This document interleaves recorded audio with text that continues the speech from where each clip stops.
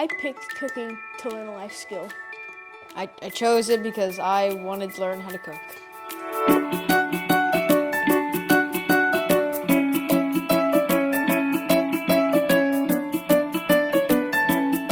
My favorite part was making the most delicious ones.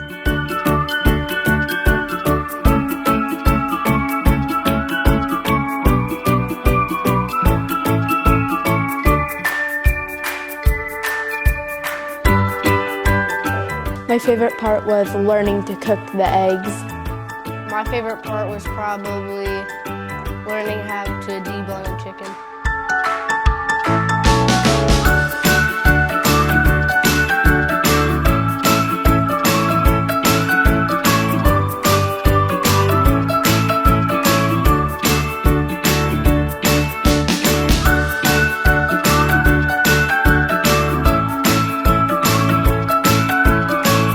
I think it was a nice way to kind of end the time that we spent together and the stuff that we did in the kitchen and all the things that we learned.